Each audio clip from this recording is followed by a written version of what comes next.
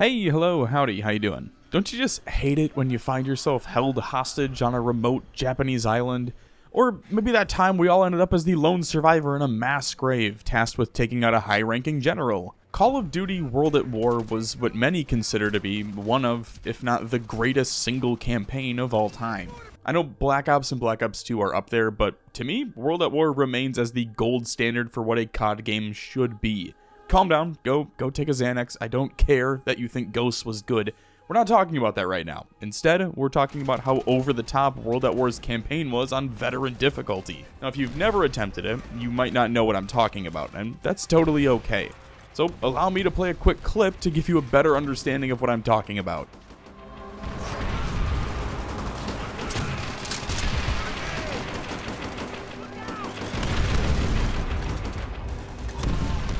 Yeah. Consisting of 15 incredibly well thought out and beautifully designed missions, the campaign is infamous for its grenade spam on veteran difficulty. So today, feel free to tag along with me as I go through and try to complete the entire game without dying.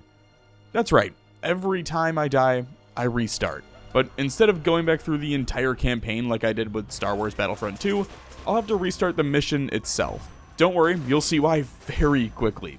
And truth be told, I've been recording this since July, and initially, this did start as a restart the full campaign on death styled run. But after about 3 months of trying to put together more than 3 missions in a row, it just wasn't feasible.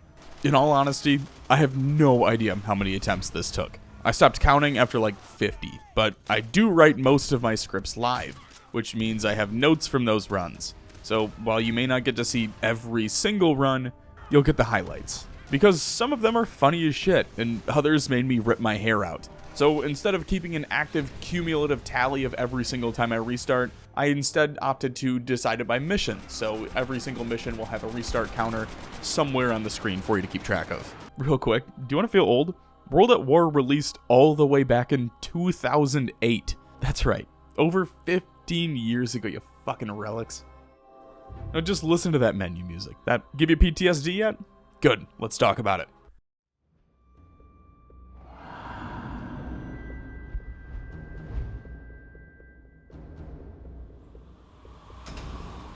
Make an atoll. Little more than sand, trees, and a small Japanese military base.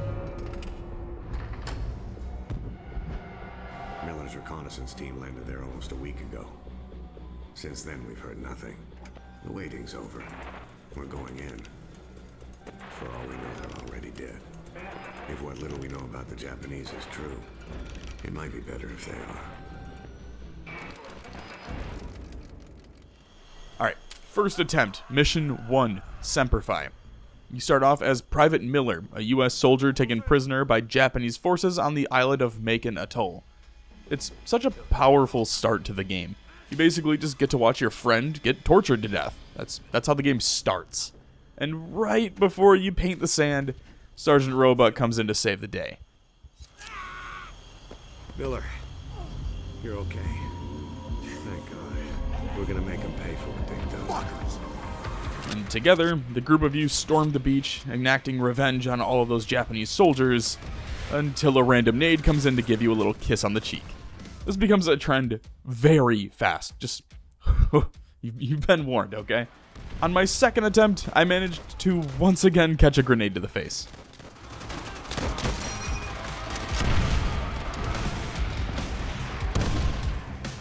Third attempt, I managed to get through the initial charge and even got to save Private Ryan. Get it? Like the movie?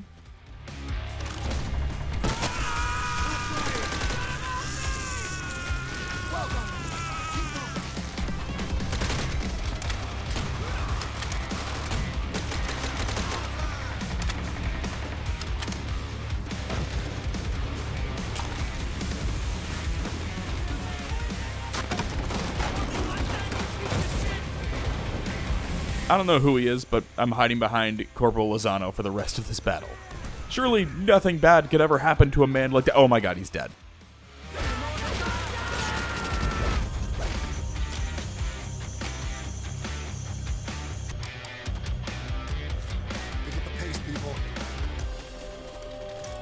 As we rounded the corner, our second landing party was spotted, so I got to work assisting them in their landing by taking out the spotlight and then hiding like a little bitch until the Marines cleared out the rest of the area.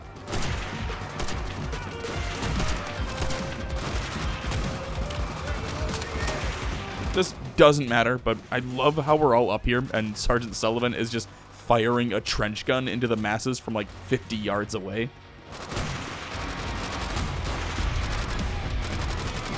It's after this moment where we get into the meme. Stay sharp. We get these guys out. There's a small down period where you find some dead soldiers, only they're not dead. It's an ambush.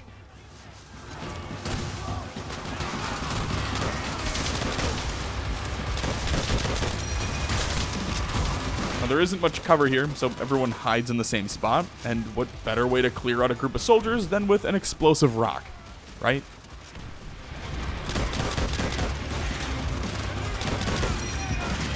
Do you see how this goes? Good. Glad you're catching on.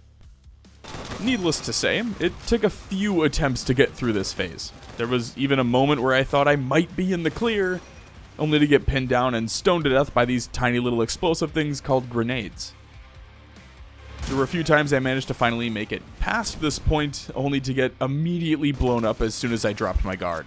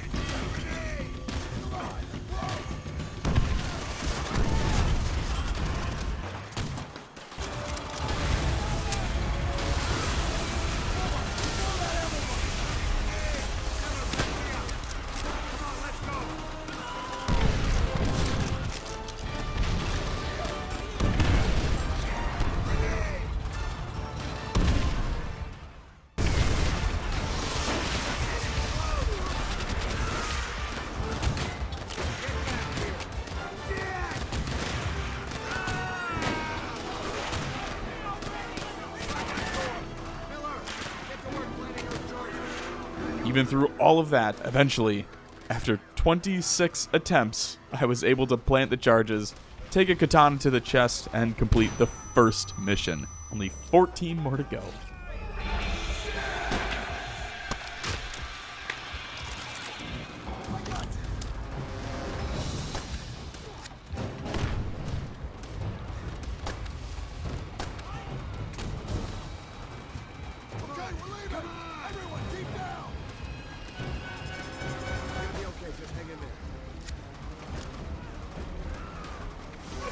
Where's the fireworks? Tell me those charges weren't duds. It better not be.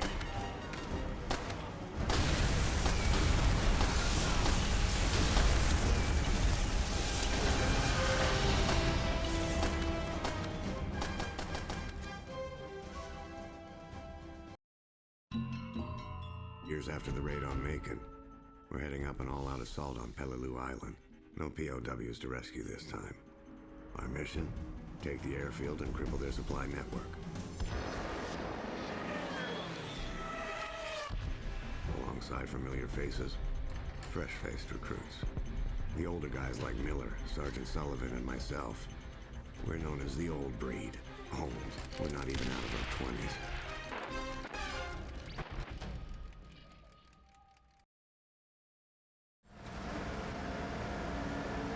The second mission is titled Little Resistance and opens with a D-Day-esque amphibious landing. Do you think there's gonna be any resistance on the island, guys? Bastards ain't gonna know what hit them. Navy's been bombing the hell out of the island for 2 days straight. Well,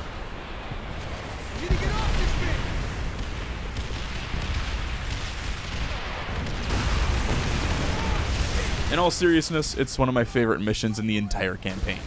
After getting stuck on a coral reef, some absolute genius decides to pop out over the side of the boat and gets awarded with a one-way ticket to meet God. The boat is subsequently blown up, and we are forced to wade through the water in order to storm the beach. Now, luckily for us, the radio man took a bullet to the skull, so I get to officially become a rocket man and burn out my fuse up here alone.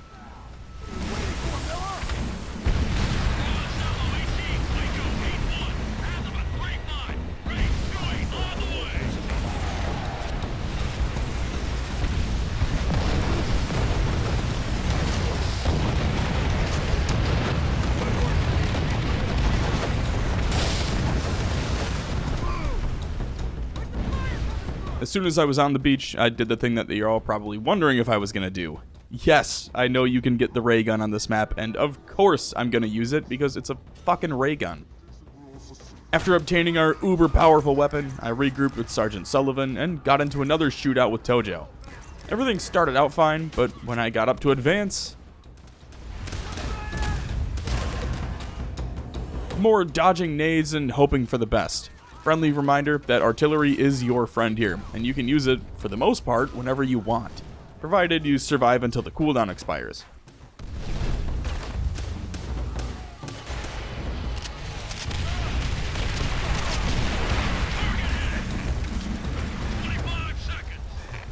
Unfortunately, no amount of airstrikes is enough to overpower the amount of grenades that the enemy is capable of chucking at you. Take it out! After several more grenade-inspired deaths, I was able to finally advance into the trenches, where I called in another airstrike and swapped out my Type 100 for a trusty Type 99.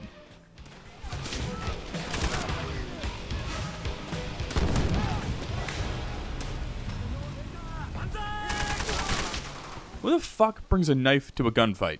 Morons. That's who. Well, that and the one US soldier who walked around with a sword or something. Does anyone know who I'm talking about? Or am I insane? Anyway, the best thing about grenades is that it goes both ways. Stay together.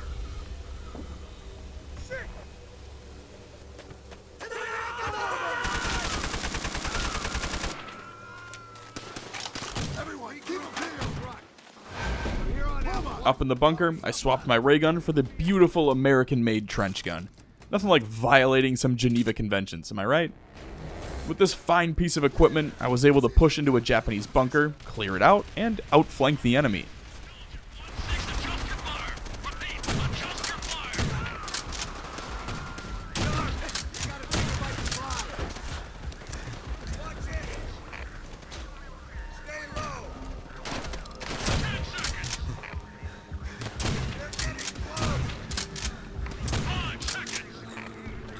get the jump on these bastards. Align, see your target, over.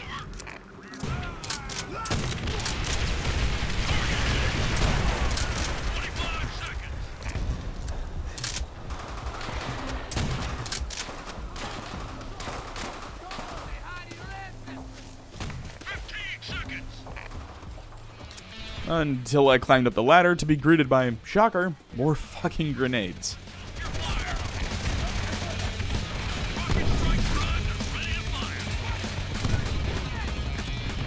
Even with that though, we were able to successfully clear out the enemy tanks and mortars.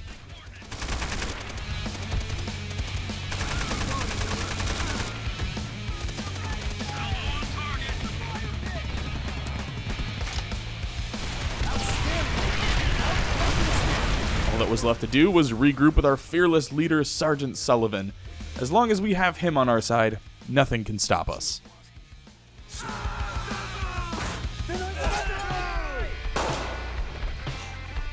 no, hold on, you're gonna be okay. Corman!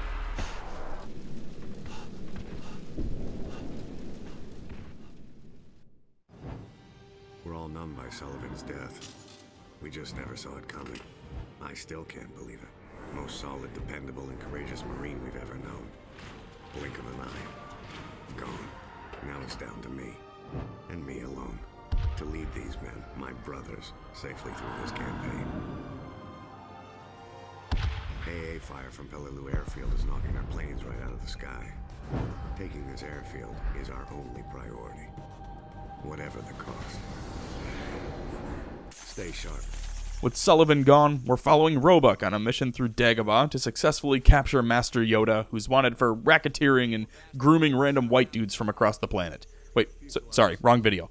Our mission today is simply to flank enemy artillery positions and capture an airfield. Simple enough, right? Wrong.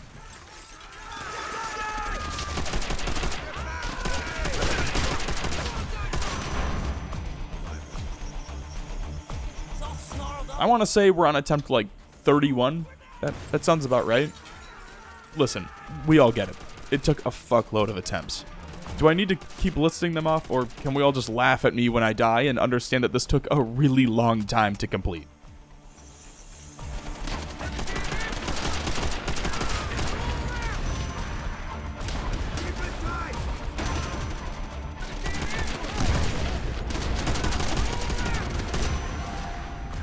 My solution to my second ambush was simply to run and hide, letting Polanski and Roebuck do the heavy lifting.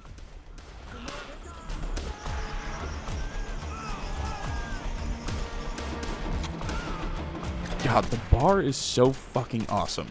Imagine having to go against this.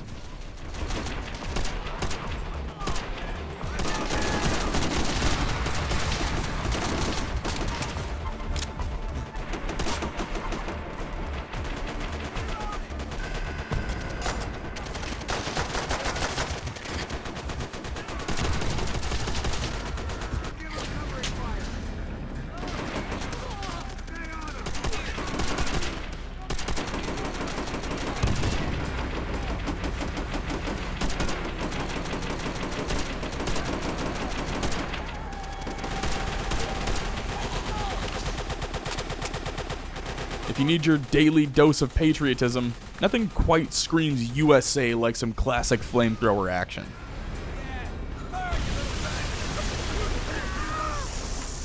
I gotta say, I remember this bonsai charge being way more difficult. Maybe it was just because a dude was trying to give me the old hot Cosby and I missed the fighting, but I remember dying a lot here when I played this as a kid. Regardless, now that we've regrouped with the 5th Marines, it's time to take the airfield. Oh yeah, I forgot about this. The OG noob tube.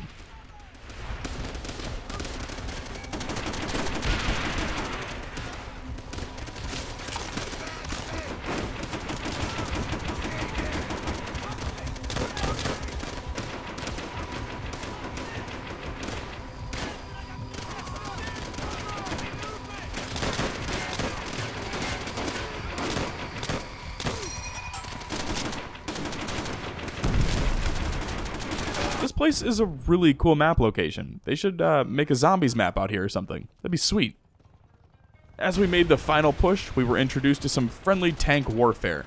One thing I love about the campaign is they give you everything. Like, this is the 3rd mission so far, and in this alone, we've used the BAR, flamethrower, noob tube, and now rocket launchers.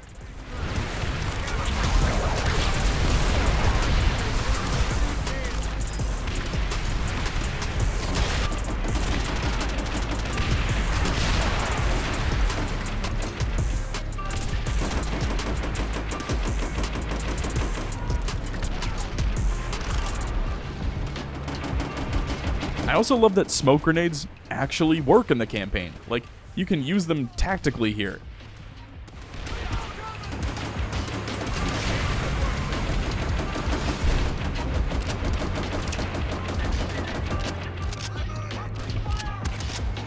Once we get into close quarters, I swapped back to the noob tubes.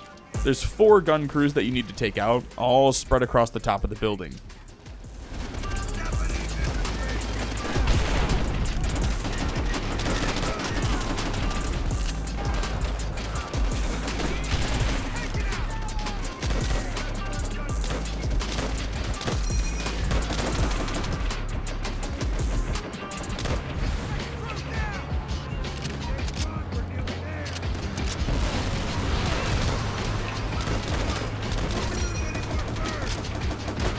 Once all 4 crews were out of commission, we noticed movement in the distance, along with a new set of trenches that looked perfectly placed for a wave defense segment. Now, I remember being able to just sit in these anti-air guns and mow down dozens of troops without issue, but it doesn't seem like that's going to be a possibility this time around.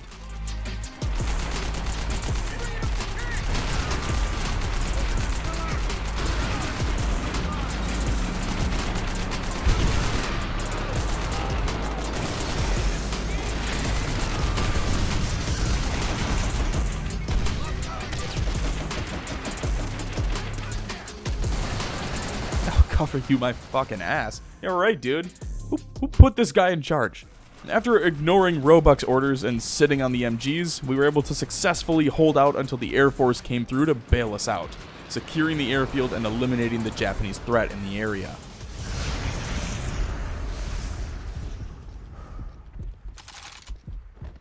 Yes, sir. The airfield has been held. Repeat, the airfield has been held. The rotten cancer of the fascist Reich ravages Europe like a plague. The relentless drive into our motherland steals the lives of men, women, and children alike. The arrogance of their leaders is matched only by the brutality of their soldiers. These are the darkest days of the Nazi occupation of Stalingrad.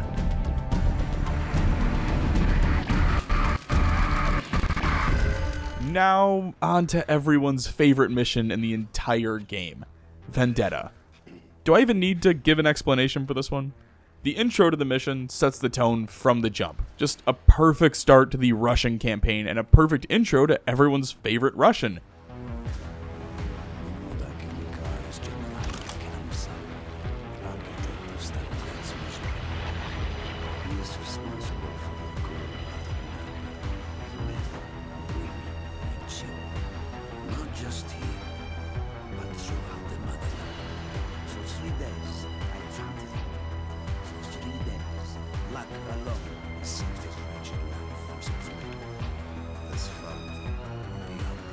We need to kill General Heinrich Amsel. Amsel? Something like that. But first, we need to learn the basics of stealth. I always loved how they used actual wartime strategy here, and have you wait until the bombers fly overhead to mask the sound of the rifle. It's such an immersive thing to do in a video game. I'm sorry guys, I'm gonna gush over this mission the entire time. I think it's one of, if not the single greatest missions in all of Call of Duty to date. Period. Oh look, this is the alternate universe where Nikolai didn't get to read the Chronorium. One day things will change. Just down the road, Reznov gets his head blown off, which means it's time for a cat and mouse sniper 1v1. Quickscopes and no-scopes only, people. 360 for final kill.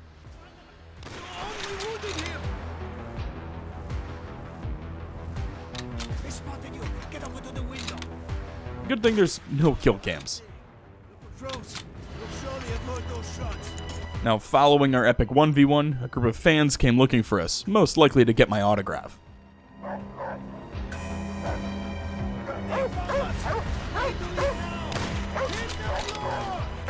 But for some reason, they weren't huge on the whole Reznov guy.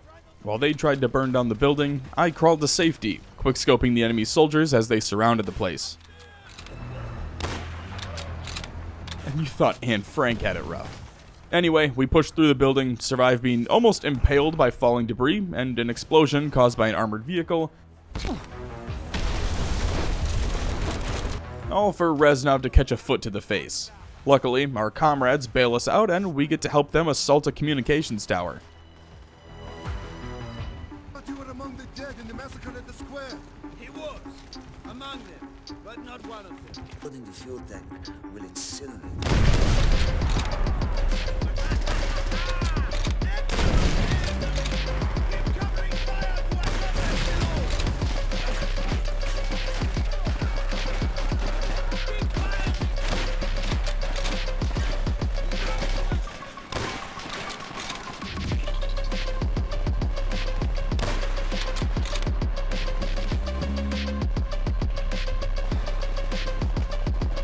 After successfully ambushing the Germans, I pushed up with my comrades, adding the PTRS to my held weaponry. If you don't know, this thing fucks. It's a semi-auto sniper and it's absolutely filthy.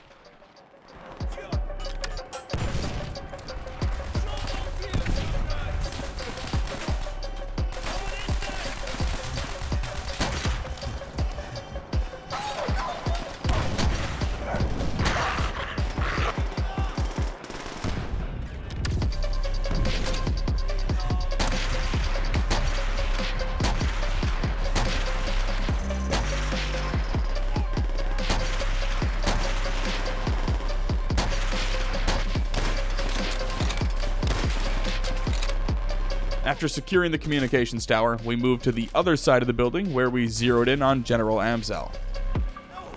Idiot! You see? You're still alive, and now you're giving away our position, General Amzell. With a bullet in his bodyguard's head. With his bodyguards taken out, he tried to run, only to end up on the receiving end of a bullet to the face. Immediately following General's brains painting the pavement, the Germans went scorched earth on us, firing everything they had in our direction. Now luckily, I've played this mission like 500 times over the years and knew exactly where to go to dive into the river, completing the entire mission without a single restart. 10 out of 10, S tier mission and one of the goats.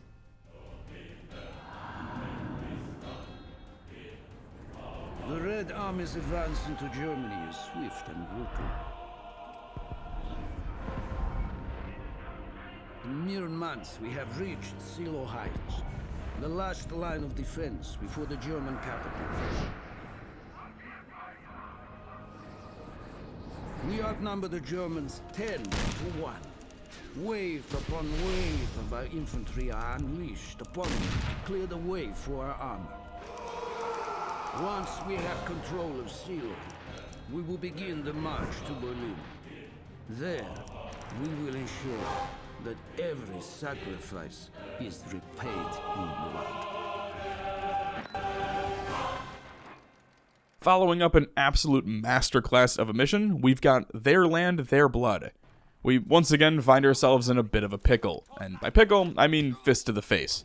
But just as we're about to meet God, who better to save the day than... Dmitri, finish those rats! I always love the start to this mission too, because it's the first time, truly, that you get to kind of peel back the curtain and get a glimpse into just how brutal the war was, even from a video game perspective. Already bleeding to death. In this instance, you're burning down fields as the Germans run through them, and as they retreat, you torch them with Molotovs. Now, Chernov is pretty clearly appalled by this, but Reznov just says to shoot them in the back, the front, it doesn't matter, as long as they're dead. It's just a small piece of dialogue, but it really sets the tone for the Russian campaign, and you can really feel the difference between these and the US missions. The tone for the US missions are very much, we just gotta capture this island and then we all get to go home.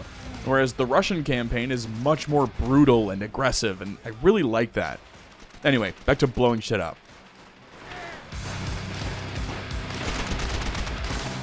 After reaching the river, Reznov lets us choose which path to go down, so I picked left and continued pushing through the German defenses. It's here where I ran into my first bout of grenade spam from the German infantry, but I didn't mind all that much, considering the game rewarded me with an MG42.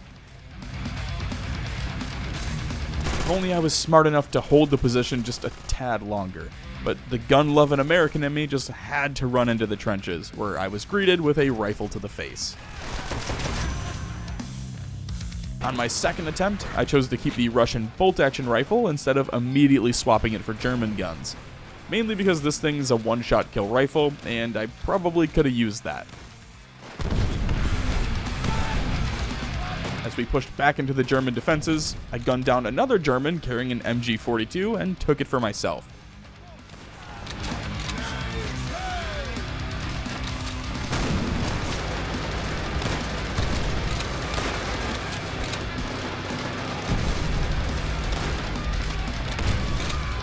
Sadly, this run ended after I lost a game of hot potato with a German soldier. Alright, third time's the charm. Maybe our friend knows the move faster.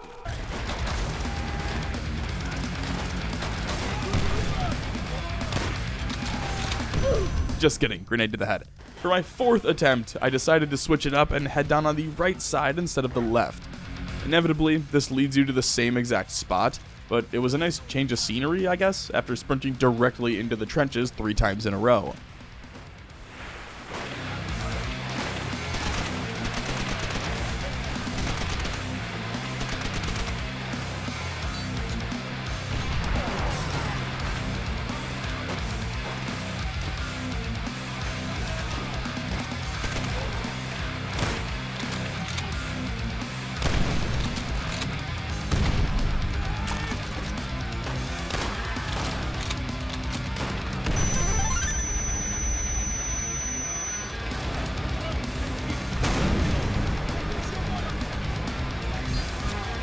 You still get an MG42 as well, so I'm happy. Unfortunately, this is one of those spots where the enemy will just keep spawning until you push into the trenches, which means we're right back where we started. I did run all the way back for more ammo though before heading in, since it seemed like the smart play.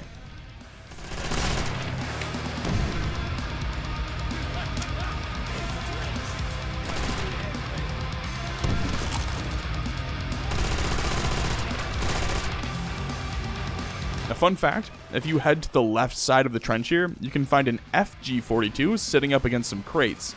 There's also another one at the very end after you finally break the enemy lines.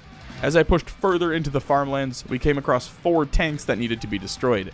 Now, luckily for us, the Germans thought to keep an infinite amount of Panzerschrecks just sitting out in the open that I could use.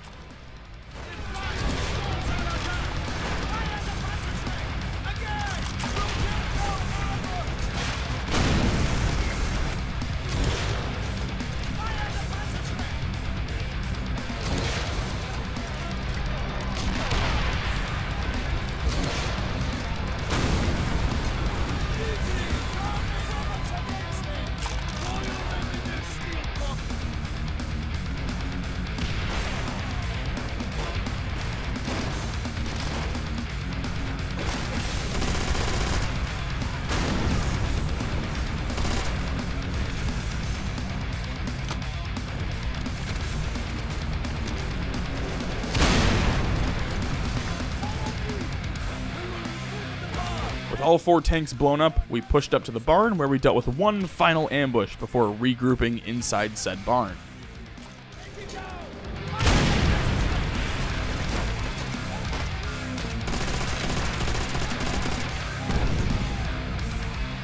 I've seen my friends die in front of me at the hands of this world. They deserve everything they get. Having earned a rest, I climbed up on top of the tanks while everyone else continued running ahead on foot. This was short-lived though, as we ran face first into another German camp. I was now tasked with destroying the guard towers with the Panzerschreck that I'd brought with following the tank fights.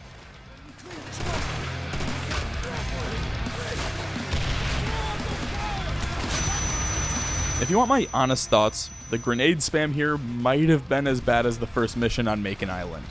It's damn near constant pings of grenades landing a foot away from you, all while your comrades continuously fire rounds into the cover they're hiding behind because they couldn't figure out how to lift their guns 2 inches.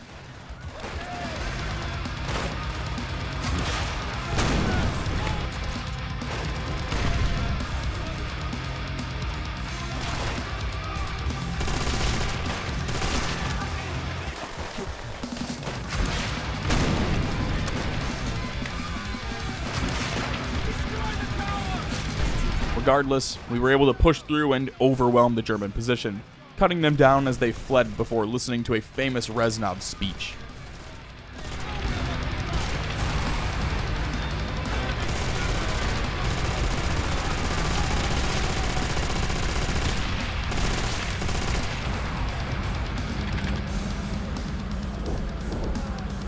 From this moment on, every step we take brings us closer to Berlin. Closer to victory! Closer to revenge!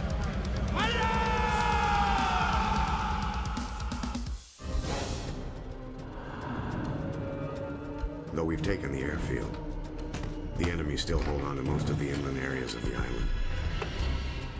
A maze of trenches and artillery positions run right through this whole godforsaken rock. The enemy's dug in deep, and we have to get our hands dirty. Flamethrowers. We'll burn them out. After getting a taste of the Russian campaign, it's back over to Peleliu Island for some Geneva Convention violations. This mission, from what I remember, is very open, at least to player choices. There's objectives you need to complete, but you can really just go about them however you'd like. As the title suggests, you get a flamethrower and are tasked with burning out MG nests and mortar pits in the area. It's more trench warfare, but one thing I really liked about it is the fact that you get to use smoke grenades, and I know I mentioned it in a previous mission, but they work. They're not just for show.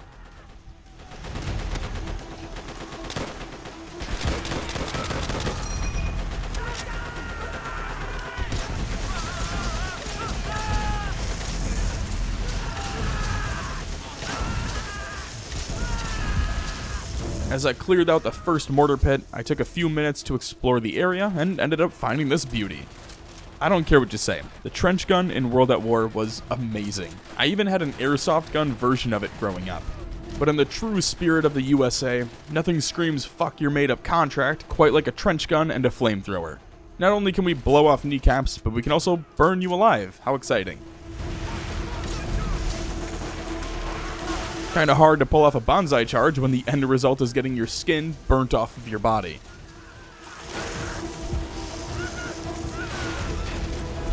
The second mortar crew met a similar fate, though after some more searching, I traded in the trench gun for the BAR.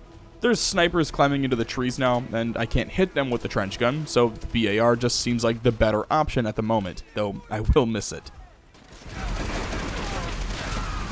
Taken out. One more pit to clear. Keep it up.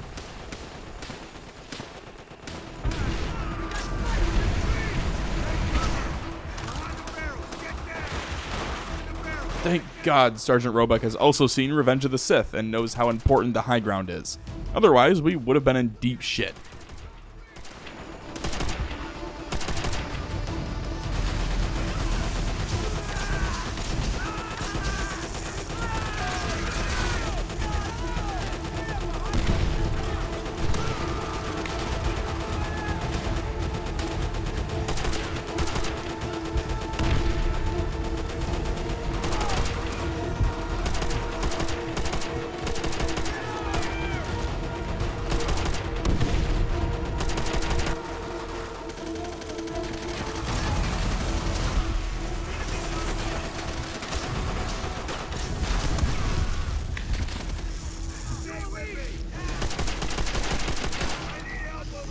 This entire mission was just a ton of camping and waiting, followed by small sprints ahead.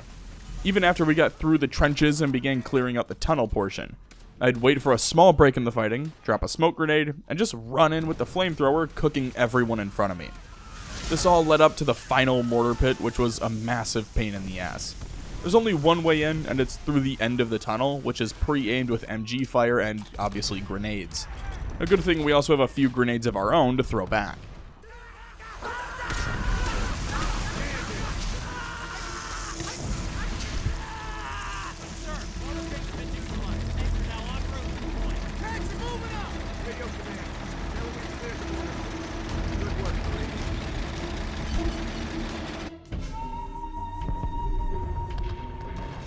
Getting this far has been tougher than any of us could ever have imagined. Taking the airfield and the mortar pits showed us that the enemy will fight to the death for every last inch of this land.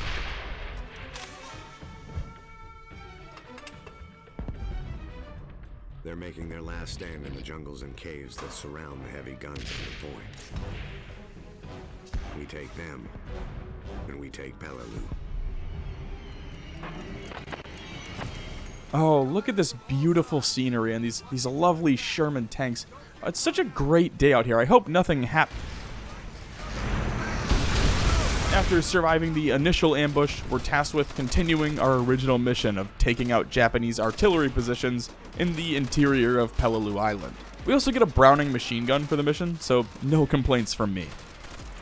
I always remembered this one coming towards the end of the campaign, but apparently I was wrong. This is only the 7th mission out of 15, making it the official halfway point of the story. Hey, shout out Private Osborne, man. Look at this guy. Just out there in the middle of a shootout, single-handedly taking out Japanese soldiers. Oh god, there he goes. This is another mission where it relies on you pushing up to progress the story. If you stay put and rely on your fellow Marines, the enemy will just keep coming. No diddy. But on the off chance you do manage to push up, you're met with this. My second attempt on this map was much better though. No idea how, but I managed to push through the initial ambush by climbing up the left-hand side and overwhelming the first artillery position. The small tunnel behind the cannons gives you more ammo to continue pushing ahead as well. Now that being said, I did find a scoped Springfield sitting in one of the trenches, so I grabbed that to use instead of the trench gun going forward. The second artillery position was a massive pain in the ass to get to. The entire path is heavily defended by Japanese soldiers, all of which are waiting on you to find out even the smallest bit of cover so that they can send in volleys of grenades to wipe you out. This game really is living up to the meme. And it feels like there's been more grenades thrown than bullets fired.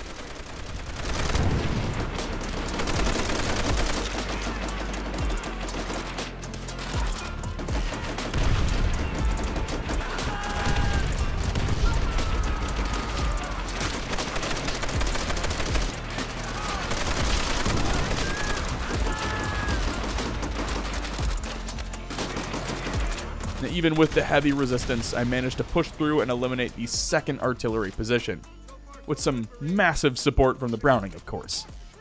Keep it tight.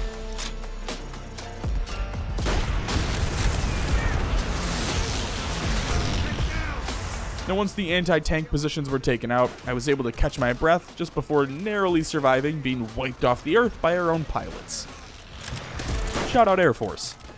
Now it's time to simply hide behind the tank with a big-ass flamethrower on the front of it. This was incredibly satisfying to be a part of, because for once, I could just let the tank do the work for me.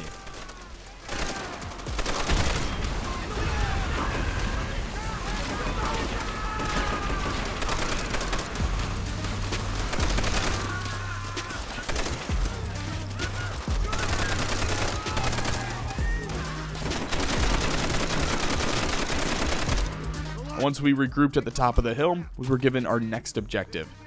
Clear out the cave. Really wish I would have kept the trench gun for this, but I did manage to find a Japanese bolt-action rifle with a bayonet attached, so that'll have to do for now. I chose to go left with Polanski here since he's been more likely to run out and actually fight back, whereas Roebuck likes to hide behind cover and shoot into the dirt.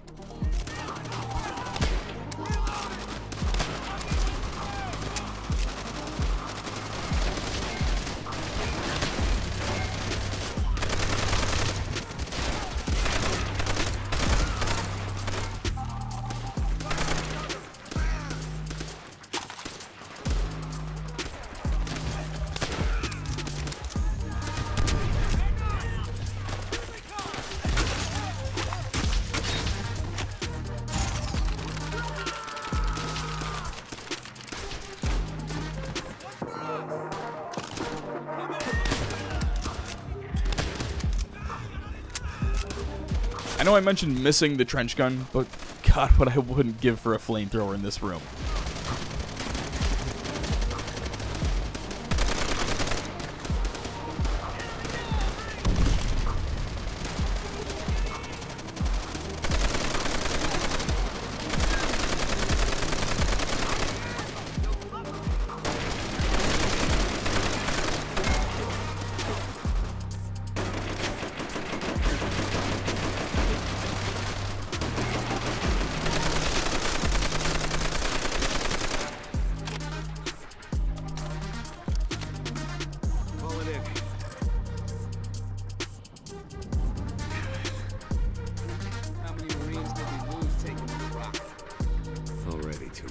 Peleliu Island is all but secured, which means it's time to head on over to Silo for another gruesome battle. We have lost many brave men, but their sacrifice is not in vain.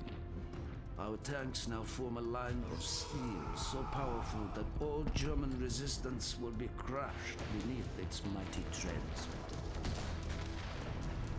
Today, we will watch as Silo falls, along with all those foolish enough to stand in our way. That's right, motherfuckers. It's a tank mission. Don't you miss innovation in COD games? Not to worry though, we still have another special mission that would be relegated to a 20-minute AC-130 mission in a new COD. For now, just enjoy the tanks. We're set to neutralize enemy artillery positions in the area. There are 4 of them, and in between those 4 lie dozens of tanks and enemy positions waiting to ambush you. I really love this mission because it's not something where you can just roll on through like you'd expect. If you do that, you'll die instantly like you see in my first attempt.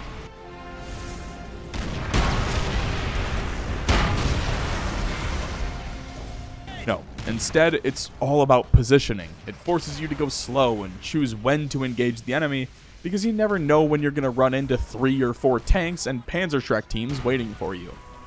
This was another mission that only took 2 attempts, because when you actually slow down and take your time, it's super easy.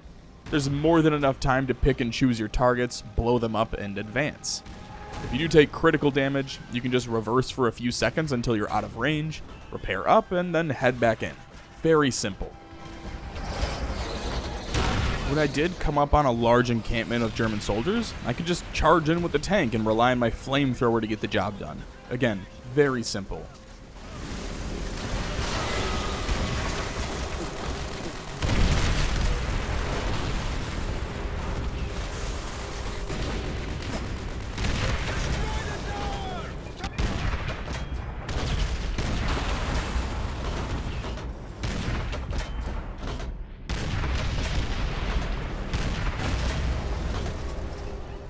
One of my favorite moments in this mission is when you're coming up on the train station that the Germans are desperately trying to hold. By this point, I lost all my friendly tanks, so it was just me, and I rolled over the hill overlooking this massive camp, only for half of it to be destroyed by an airstrike as I fired off shots from the hilltop.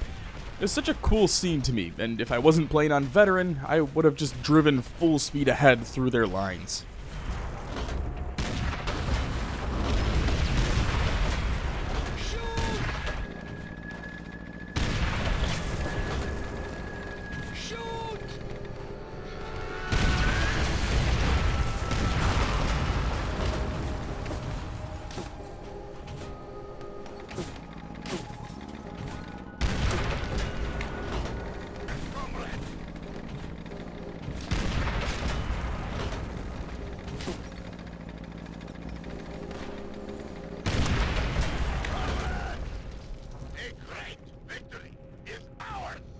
Now, with the lines of Silo now broken, we boarded the train and rode straight into Berlin.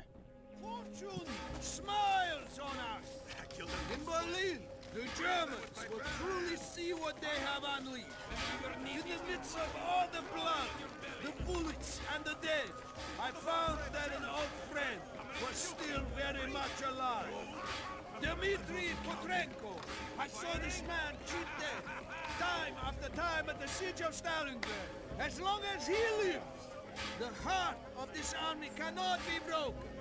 He makes us all proud.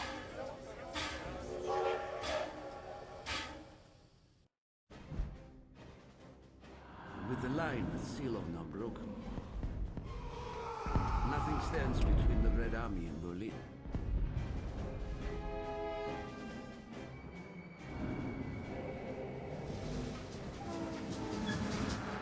Every day, we carve deeper into German territory. Every day, fear and desperation erode their will. When our train reaches Berlin, they will have nowhere left to hide.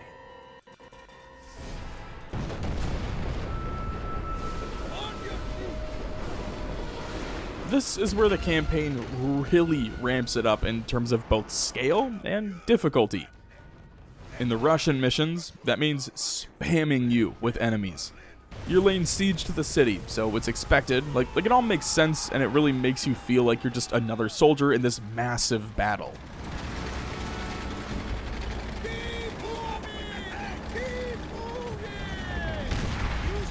And what's a battle without some grenades?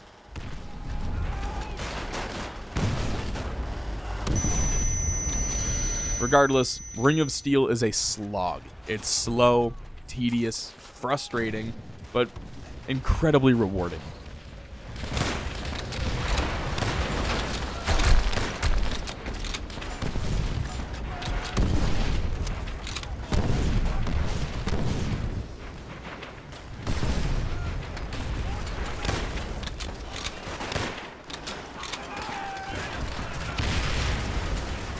You gotta really take your time here. Clear every building and kind of just let the Russian soldiers act as meat shields.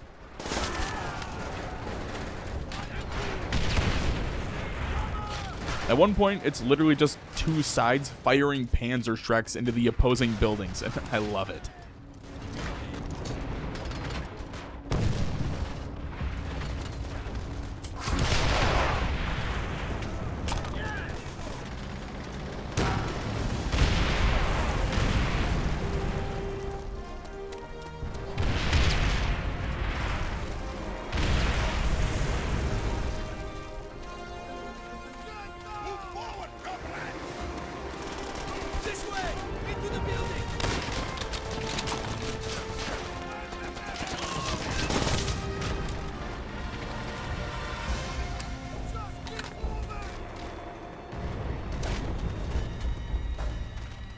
If I could describe this battle in one word, it'd be chaos. There's executions taking place, tanks busting through walls, artillery strikes landing just a few yards away from you, and during all of that, there's hundreds of soldiers shooting it out in the streets.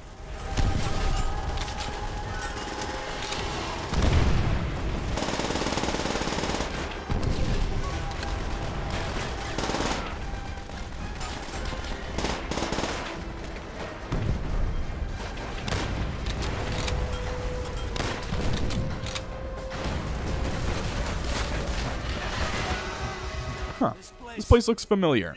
Wonder if this will be an important location in another game mode that'll take the world by storm for the next 15 years. Who knows though? Maybe there'd be like a chalk outline of a BAR right here, or instead of a pallet, maybe there'd be a fountain here with like an MG42 hidden under it? Wishful thinking, I guess. Heading upstairs, we're ambushed by a German squad, but thankfully, there was a double-barreled shotgun just sitting out, asking to be grabbed. So I picked that up and kind of just walked through the soldiers.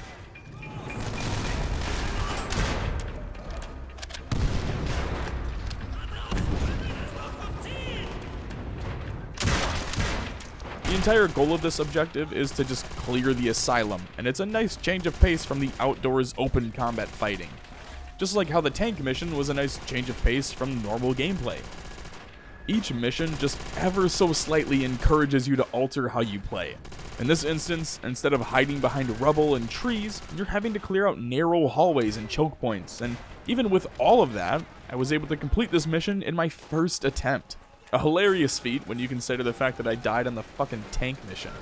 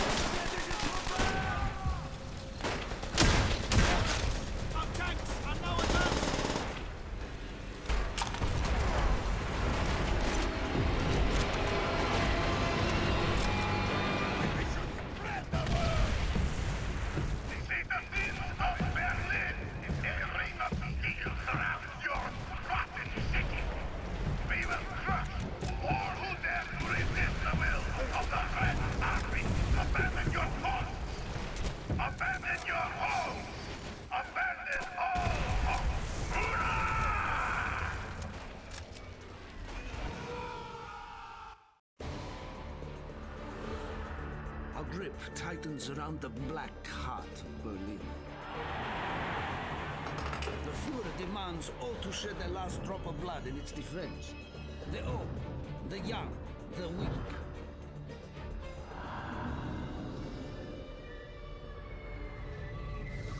If they stand for Germany, they die for Germany. Building by building, room by room, one rat at a time.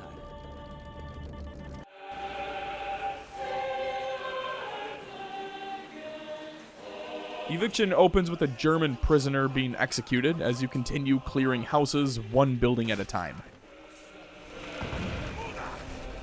I'm not even kidding, the only objective at the start is clear the buildings. Probably because these are the only buildings left standing. Just look outside. In a full circle moment, this time it's our turn to pull off the ambush, gunning down a group of German soldiers desperately trying to relay a message back to their methed out commanders.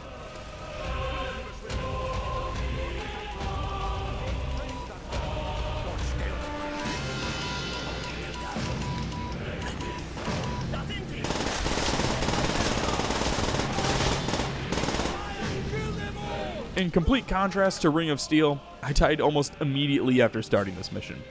How'd I do it? Well, I rounded a corner. I'm serious. Oh wait, my rifle. Luckily for me, it took all of about 30 seconds to catch back up to where I died the first time.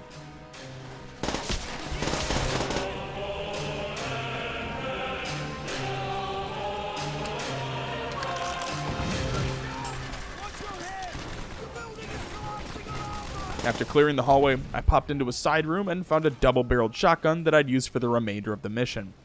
I always love finding these small little gems that they tuck away for you to uncover. Deeper into the building, I came across a Russian prisoner, but managed to free my comrade before he was executed. This sparked yet another shootout. But luckily for us, though, the Germans were no match for Molotovs, and our boy Chernov, who can somehow survive direct impacts from Panzerschrecks. The Germans do love their MG42 positions, though, so instead of charging head-on into it, I moved back upstairs and around the nest. Easy enough. With the MG taken care of, we progressed further down the building, walking through fire and straight into another German detachment.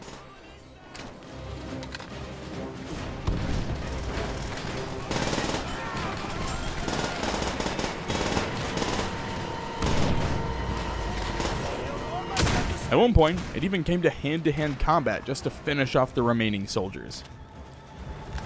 Alright, back outside. And if we're back outside, that means get ready for the grenade spam.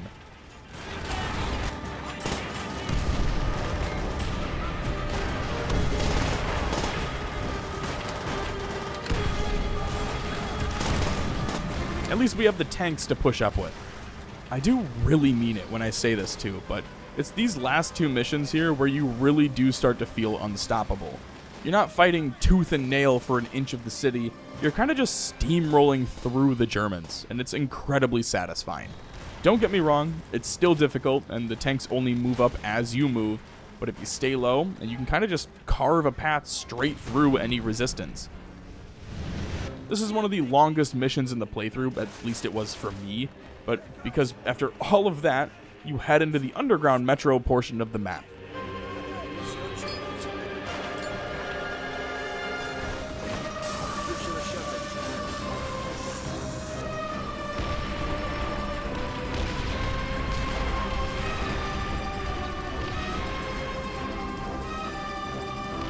This section's really cool as well because the lights keep flickering on and off, and while they're off, everyone stops shooting, implying that no one can see.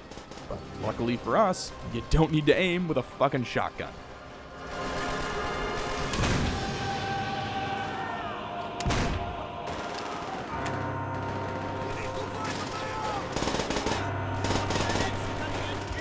At the end of the tunnel, we had to defend Reznov while he tried to open one of the doors for us to escape, but he wasn't quite fast enough.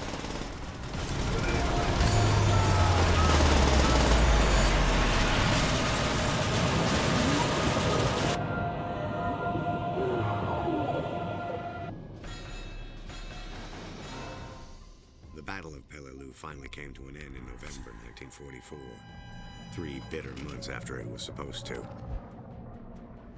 When we shipped out for Okinawa, the airfield became a vital asset in the campaign. Among those stationed there are the crews of the U.S. Navy Black Cats, men who would risk everything before they would leave any of us in enemy waters. With our fate uncertain, it's back to the Marines for one of the most infamous missions in the entire campaign. A mission that's made its claim to fame not just from the content of the mission itself, but specifically from one line of dialogue. That's right, it's time for Black Cats. Before we can invade Okinawa, we need to deal with some Japanese merchant ships and survive a massive kamikaze attack. And for the first time in the Marine campaign, we're not Private Miller, but instead, we're a member of a PBY Catalina, and no, not the fucking wine mixer. More importantly though, you're a gunner. And to be honest, most of this mission is really fun to play, but probably really boring to watch. So this will be a quick one because it's a lot of just spamming the guns. It starts with having to light up 3 quote-unquote merchant ships that are secretly resupplying Japanese soldiers. You get to do a few runs at them and eventually blow up all 3.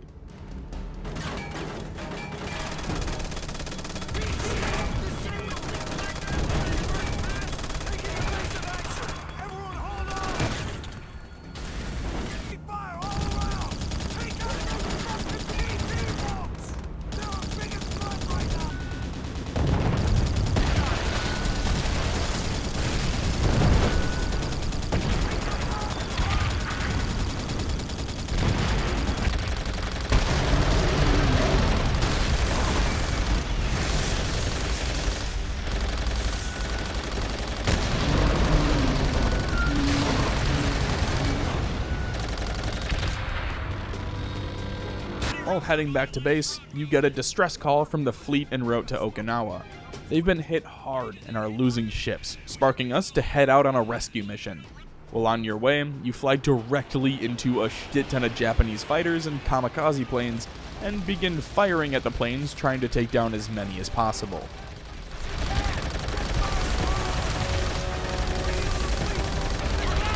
It's during this assault that we lost Hammerhead, meaning it's just us now.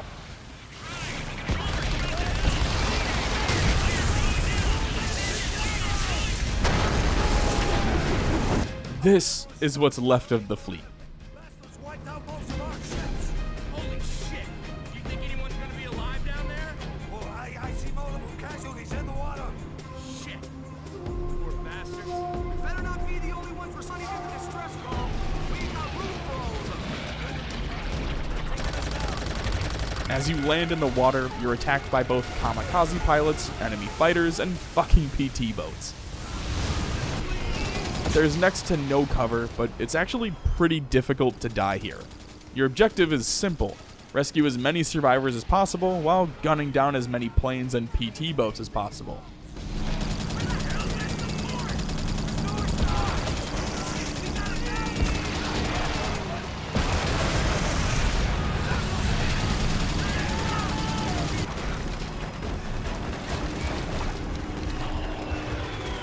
After rescuing about 5 survivors, we're moved up to the front gun to help fight back the enemy attack. There's only one problem: we're running out of ammo. This is a scripted thing though, so it's not the end of the world. We just need to not die for about 2 minutes while the crew figures out what to do. And by that, I mean, as I ran out of ammo and all hope was lost, additional Black Cats came to our rescue. In total, I shot down 41 Japanese planes and destroyed 25 PT boats, while rescuing 5 survivors. Another 0 death run in the book. Take off. Lockwood, punches up as best you can. Okay, taking her up. How we do? Well, 5 men on board. Good job, Locke. Okay, taking us home. Alan, what we move?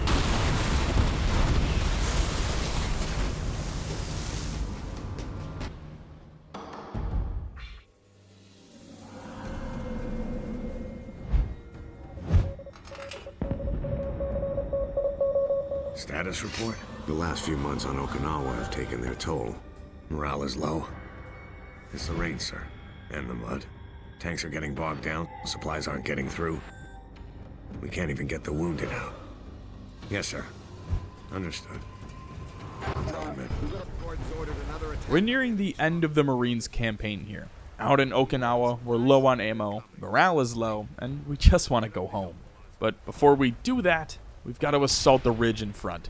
Come to think of it, this may be the first mission in Call of Duty that introduces the idea of throwing C4, or satchel charges in this case, and blowing them up on the enemy, something that become incredibly popular in later COD games, mainly in multiplayer. We get a flamethrower and a Browning in this mission because they know exactly how the player feels at this point. I didn't even get a chance to use them on my first run though, since the enemy was hiding in spider holes and I took a grenade to the face.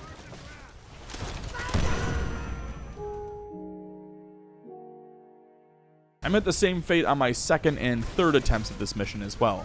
I'd burn the grass, push up just a tad, but would ultimately end up trying to find a hiding spot from the 500 fucking grenades getting thrown directly at my forehead. It wasn't until my fourth attempt where I was actually able to get a run going. For starters, flamethrower. Burn the grass and be patient. This entire mission is a series of ambushes and bonsai charges, which is why they give you the flamethrower to use. When the enemy flanks, they tend to do so in groups of 3 or 4, which is why they gave you a Browning. Like I said earlier, each mission just slightly alters how you should approach combat. It's fantastic map and game design. And on top of that, this mission sucks because it's supposed to. It's supposed to feel like a grind to get through all of this. It's rainy, gritty, and just disgusting, but that's the vibe. The color is drained from the surroundings to exacerbate that. Remember in the beginning of the mission? The morale is low. People are tired.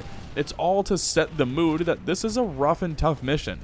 And burning the grass isn't just something to do to clear out enemy soldiers. burning the grass actually removes the grass from the surrounding area, so you can see better and uncover more spider holes. Anyway, back to the mission. As we pushed up, we ran into an MG nest, meaning I get to whip out my favorite tactic of popping smoke and spamming a flamethrower, just torching everything in front of us. In response, they bonsai charged directly into the smoke and subsequently directly into their deaths. With the MG nest burnt out, we pushed forward into the cave system. This was brutal though, since they went with the Randy Marsh approach of making this an open concept cave for some reason, meaning the flamethrower is very limited here. Luckily, it's pretty small, but once we're out on the other side, our real mission begins. There's 3 separate 200mm guns that we need to destroy, and between all of them lie a shit ton of open field, booby traps, and Japanese soldiers. At least they go down with 1 satchel charge though. Now sadly, this is where my 4th attempt would come to an end. See, it may have taken them almost the entire campaign, but the enemy has finally figured out that they can throw grenades in different spots instead of right on top of me. So when I go to flee 2 of them, I walk directly into the 3rd. This honestly spiraled me a bit, and it wouldn't be until attempt number 11 for this mission that I'd actually complete it.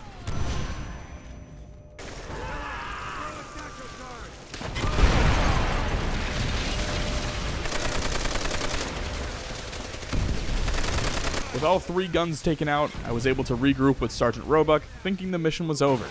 Oh boy, was I wrong. We've still got to take this bunker. Thanks to a small piece of dialogue by Polanski, you're told that you can flank into the bunker on either side. Now, since I was already on the right, I just kept pushing in that direction. Remember those spider holes from the beginning of the mission? Hope you haven't forgotten about them, otherwise your controller might just get sent through the drywall.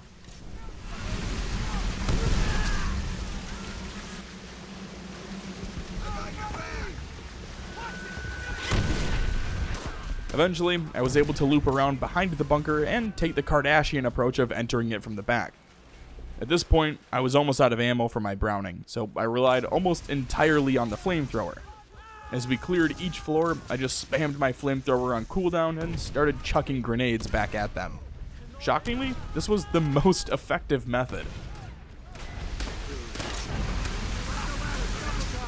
I want this area secured.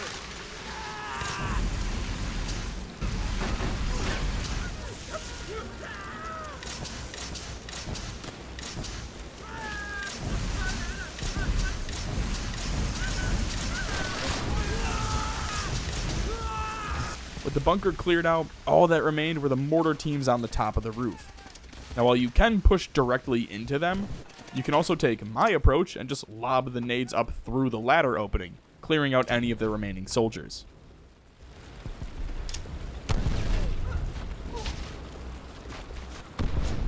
Outstanding, Marine. Out fucking standing. Now let's get out of this damn hole and start dealing with our wounded.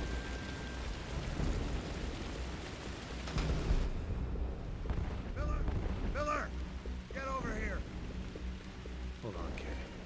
We're gonna get you out of here. Help me get him on the truck. Moving out.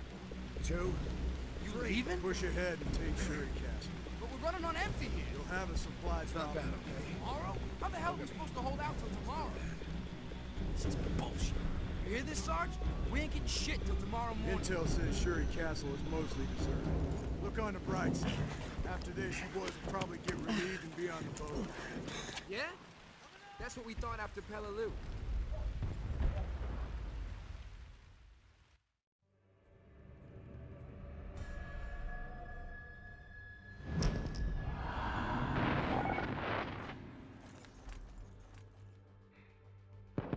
Everything that was asked of us, we've done. Every night, we lay in a filthy foxhole praying the enemy won't slit our throats. Every day we've spent crawling through the mud and the dirt while bullets whistle all around. But this is the last time we're going to have to put our lives on the line. This is the enemy's last stand. When we take Shuri Castle, we go home. All of us. Word is, main force pulled back to the North Ridge. But I want everyone ready to It's fight. time for the final mission in the US campaign. Breaking point. We take Shuri Castle, we get to go home. The only question is, how many attempts is it gonna take? I don't remember much from this mission, aside from the choice at the end and the fact that you get artillery strikes on the final objective, but I don't remember anything about getting to that point. So you can imagine my surprise when I watched a dude's head get blown off while trying to grab some gear. Naturally, it was only fitting that I join him. Second attempt. How bad could this be? And you do get a choice between a Thompson, an M1 Garand, a Browning, and a Springfield. I opted for the Thompson and the Springfield because I'd already used the Browning several times at this point. After grabbing my weapon, I simply ran back behind the wall and waited out the initial ambush. Then these bastards had the gall to call mortars in on us.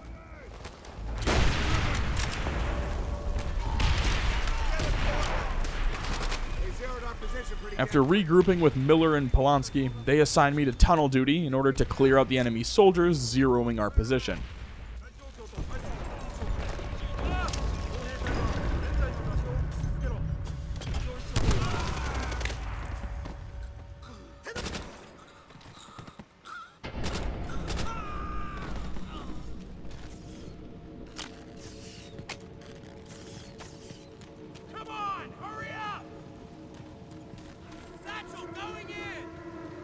Oh, well, why not do that before I go in there?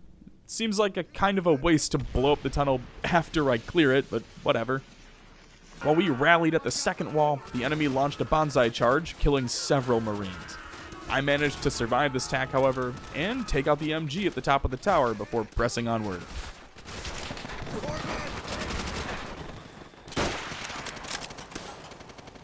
Don't worry, they haven't forgotten how to throw grenades just yet.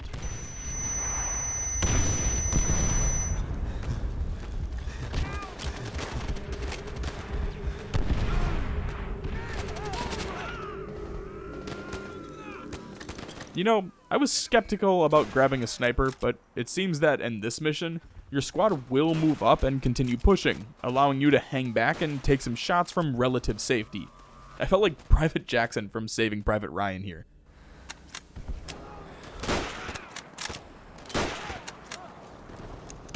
Now, I did almost die when I walked into a room to find a Browning and some dead soldiers, only for it to be a surprise ambush. Luckily, I had just enough ammo left in my Thompson to put them down. Alright, so far, we've survived the initial ambush, cleared a tunnel, and pushed into the castle entrance. Now it's time to take out 4 mortar crews. See, this is something I forgot about. I love the fact that you can just prime and yeet mortars here. It's such a cool mechanic.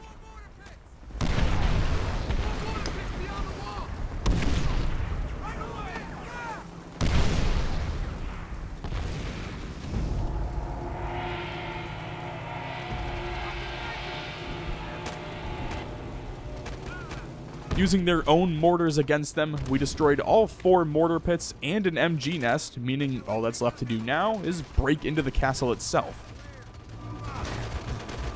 Get over to the east building.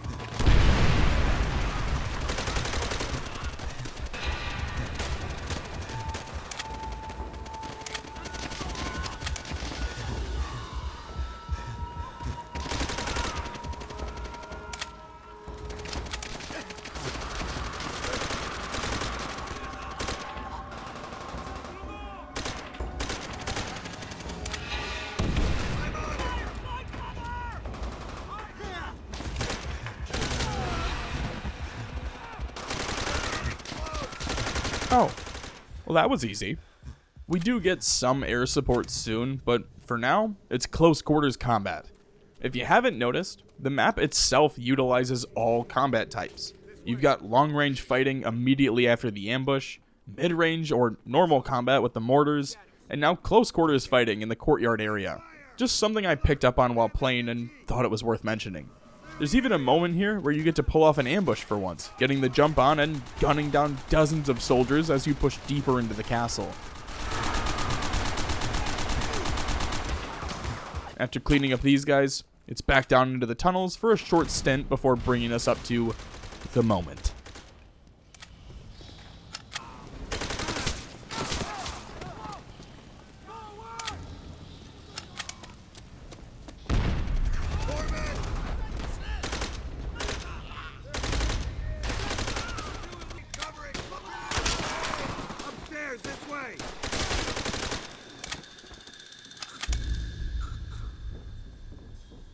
Search him.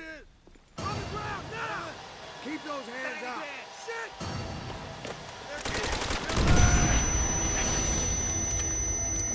Shit! Allow me to explain my decision here before you shit your pants. For immersion's sake, to me, it makes much more sense to save Roebuck here. He's the leader of your squad in the most tense and dramatic battle of your life. Without him, you have no leadership, and everyone ends up getting slaughtered, at least in my thoughts. Especially after watching him take you through multiple islands and coming out unscathed. Now if you save Polanski, he'd be way too rash in his decision making and end up getting everyone killed. Can we all agree on that? No? Good. We'll have to sit here and debate moral dilemma of who I chose to save, but right now we've got bigger things to worry about, like an all-out bonsai charge against our position. We need to hold the line until air support is available. Now sure, I did try to kill myself after playing hot potato with a grenade all by myself, but that's besides the point. After surviving another charge from the dude from We Were Soldiers, I got back up and continued calling in airstrikes until there was nothing left standing but us.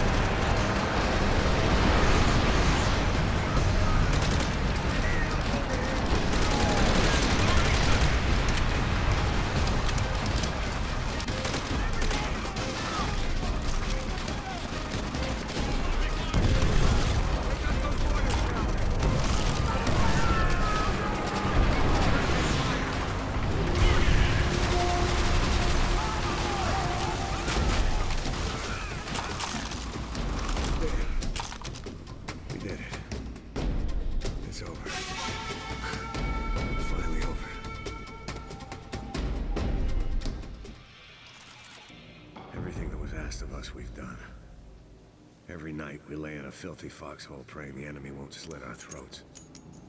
Every day was spent crawling through the mud and the dirt while bullets whistle all around. This is the enemy's last stand. When we take Shuri Castle, we go home. All of us.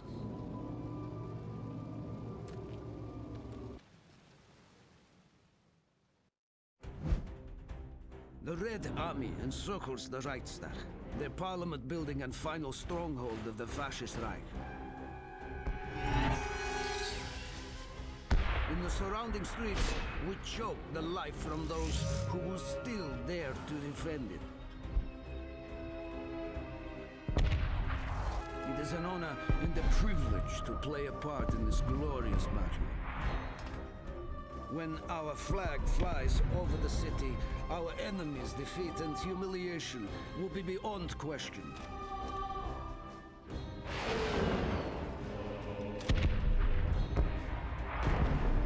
Our vengeance will be complete. Alright, 2 missions left. I'm gonna crush the Third Reich once and for all. Fun fact, I had to re-record both of these missions because my PC crashed when I alt-tabbed out, and I lost about 4 hours of footage here. So, yeah.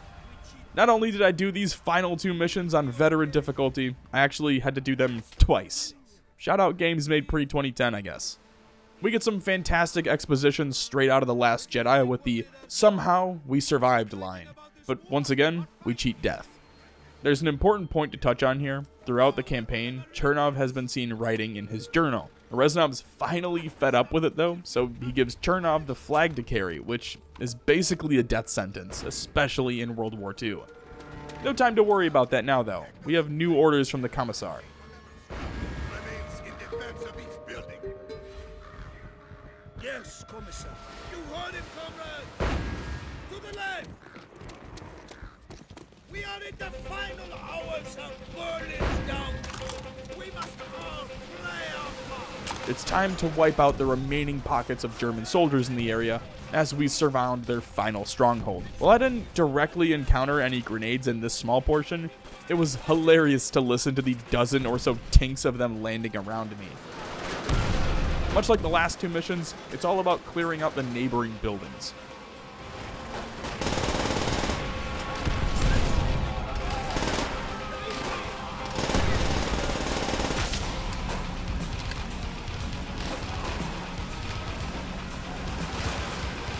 As the fighting spilled over into the remains of an old library, one thing became clear. These guys were finally putting up a fight.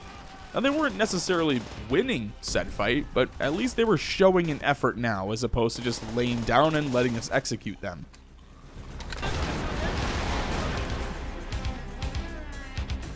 This was always my favorite mission, and it still holds true today. Mainly for this segment right here. Just an epic battle charge into a stiff enemy defense where you fight tooth and nail to scrape by. There's hundreds of soldiers all shooting and throwing grenades, and you only have one goal: survive. You are literally fighting your way through Main Street up to their Capitol building. There's rubble and destruction all around you. I love it so much.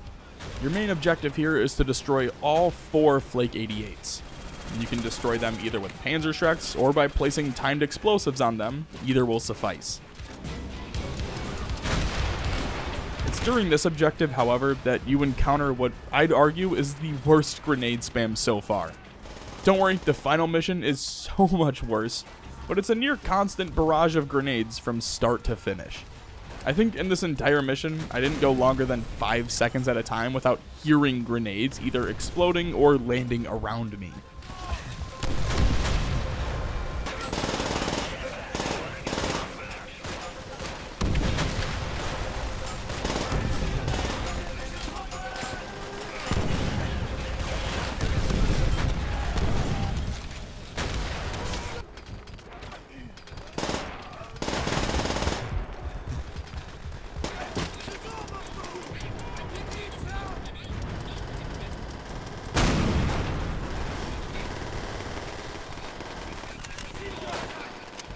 With all 4 cannons destroyed, all that was left to do was push into the Capitol building.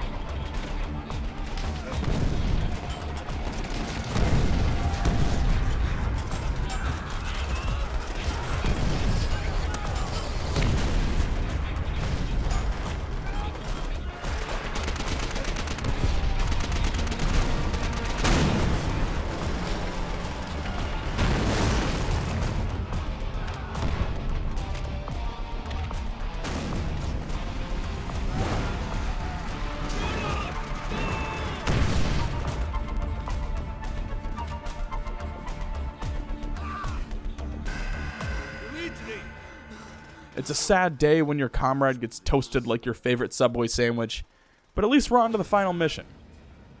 This is what we came here for! Kill them all! Bound them to die! The path towards our glorious victory has been a journey of blood and brutality. All of it has been necessary.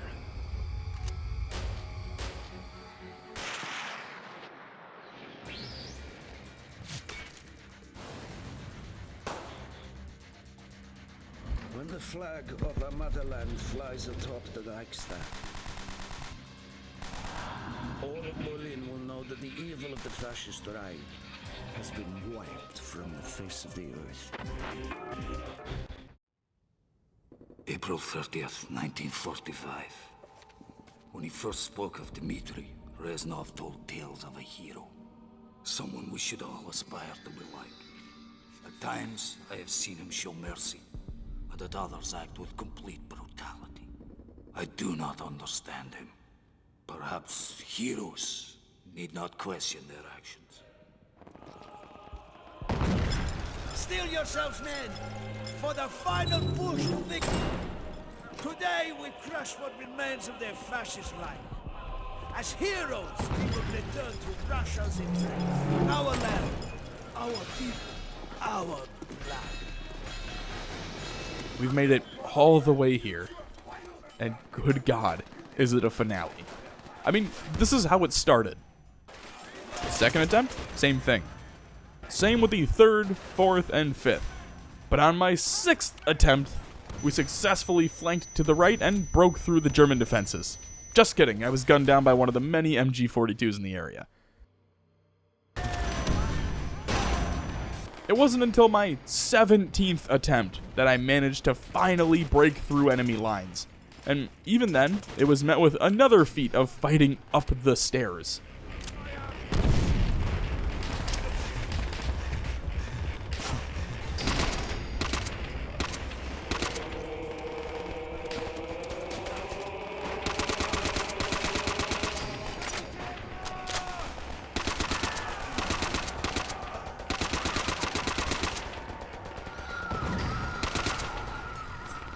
Fuck yeah, dude. You love to see it. Anyway, next up is a battle in the main hall. This one isn't nearly as bad, and you can just immediately go up to the Lincoln seats where you'll find a PTRS waiting for you.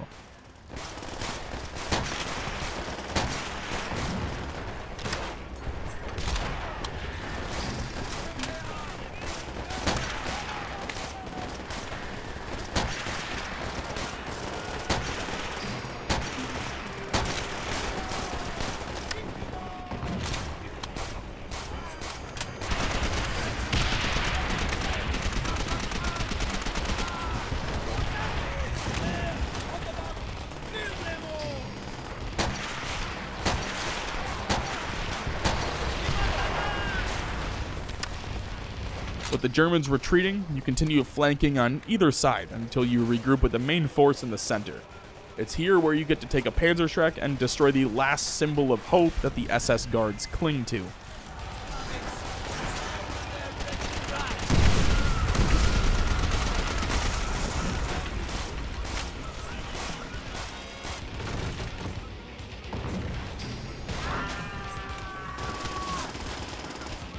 God, Reznov is such a badass.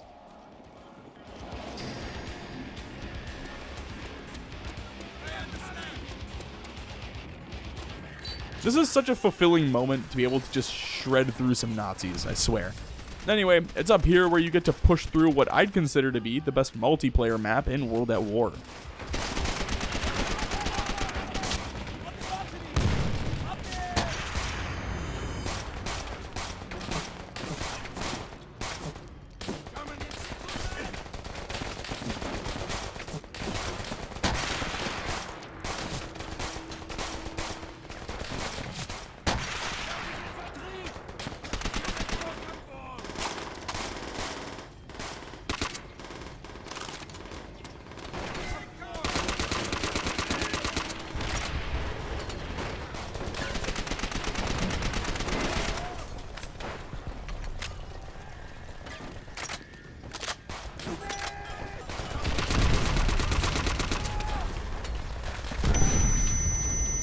By this point, though, I was out of ammo, so I was constantly swapping to whatever gun I could find on the ground. Whether it was the MP40 or the STG, I really didn't care as long as it had bullets in it.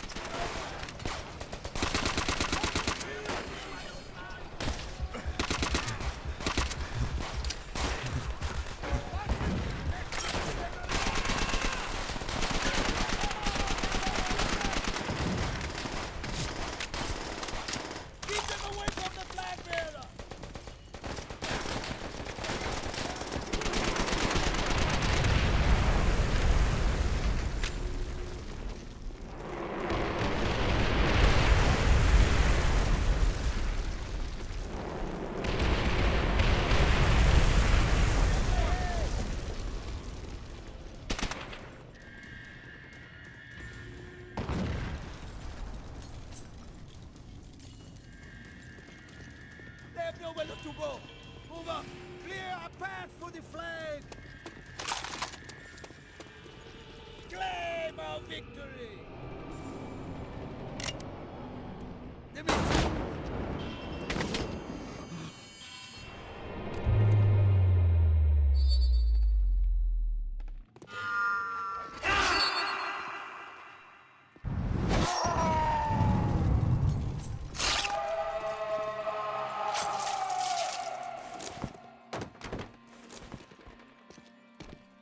You can make it, my friend. You always survive.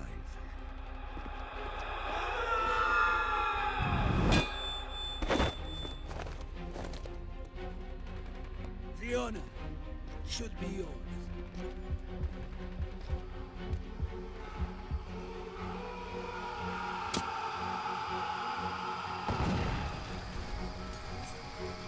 As long as you live. The heart of this army can never be broken. Things will change, my friend. As heroes, we will return to Russia's embrace. Oh, Reznov, if only you knew. And with that, we finally completed one of the greatest Call of Duty campaigns ever, on veteran difficulty no less. And if you need further proof because the grenade spam wasn't good enough for you, here you go. But wait, there's one more mission.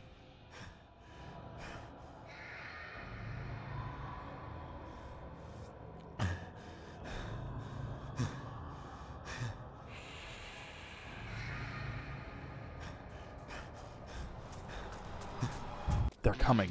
Quick, we have to defend the building. Push them back, board the windows, whatever it takes. It's time for a sick-ass montage.